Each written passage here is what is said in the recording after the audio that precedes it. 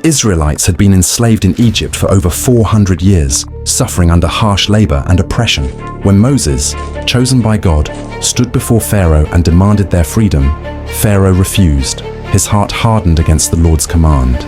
To show his power, the Lord sent 10 great plagues upon Egypt, turning the rivers to blood, covering the land in darkness, and sending locusts to consume the crops. Yet Pharaoh still would not let them go. But after the final plague, the death of every firstborn, he could resist no longer. That night, broken and defeated, Pharaoh summoned Moses and spoke the words the Israelites had waited generations to hear. "Go, take your people and leave Egypt at once." With great joy, the Israelites gathered their families, their belongings, and set out on their journey, leaving behind the chains of slavery, walking toward the promise of freedom. The Israelites traveled through the vast desert, the golden sun lowering behind them as they followed the path ahead. Their feet pressed into the warm sand, carrying what little they had, trusting in the promise of a new beginning, though uncertainty remained in their hearts. Children held tightly to their parents, their small hands gripping robes as they walked, while the elders leaned on staffs, steady in their steps. Though they had come far, their path was now blocked, for before them lay the vast Red Sea, its mighty waves crashing upon the shore, an obstacle too great to cross. But as they traveled through the desert, Pharaoh's heart once again turned cold, and anger filled his soul. "What have I done?" he cried. "We have let them go! Without them our kingdom is weak." Summoning his strongest warriors, Pharaoh ordered his chariots to be prepared, and with great speed, his army raced out to reclaim them.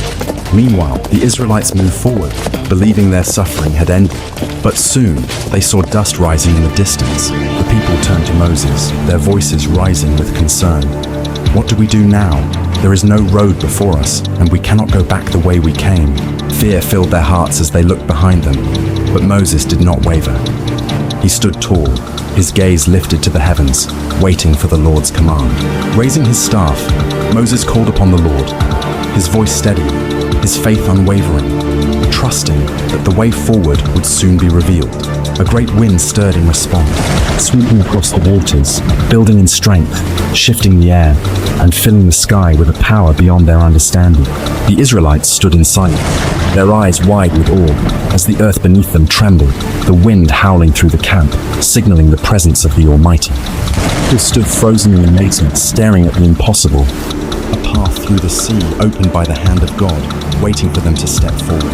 Then, suddenly, the wind shifted once more, and the waters roared to life, crashing back into place, sealing the way as if it had never been there at all. Lifting their hands to the sky, the people rejoiced, their voices filled with praise, singing of the Lord's great power, for he had saved them again. Their journey was not over, but as they walked forward, they carried with them a renewed faith, knowing that wherever they went, the Lord would lead them. The Israelites had crossed the Red Sea, leaving behind the chains of slavery, but their journey had only begun. As they traveled into the vast wilderness, the scorching sun beat down upon them, and the land stretched dry and barren before their eyes. Days passed without water, and fear crept into their hearts as their thirst grew stronger. "Moses, we have no water," the people cried out. "Did we escape Egypt only to perish in the desert?" But Moses, trusting in the Lord, lifted his hands in prayer and called upon his name. Then, at Marah, they found water, but it was bitter and undrinkable. Their hope faded once more. The Lord spoke to Moses, saying, "Take a branch and throw it into the water." Moses obeyed, casting the branch into the water, and at once the bitterness was gone, and the people drank. Strengthened by God's provision, the Israelites continued their journey until they reached the base of a great mountain, Mount Sinai. Moses stood before the people and declared, "The Lord has called me to this place. Wait here and listen for his voice." As he ascended the mountain, thick clouds surrounded its peak. Lightning flashed, and a mighty trumpet sound filled the air. The people trembled, stepping back in awe. "Surely the presence of God is upon this place," they whispered. High up on the mountain, Moses stood in the presence of the Lord, and the covenant was made. "I am the Lord your God, who brought you out of Egypt. You shall have no other gods before me," the voice of the Almighty declared. And the Lord gave Moses the commandments that would guide his people for generations to come.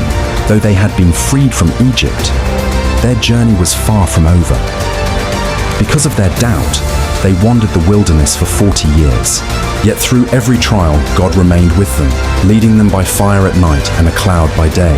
At last, the day came when they stood at the edge of the land promised to them. The land was green, the rivers full, the hills abundant.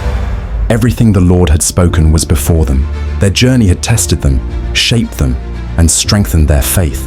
And as they stepped forward, they knew the Lord had kept his promise, and they were finally home.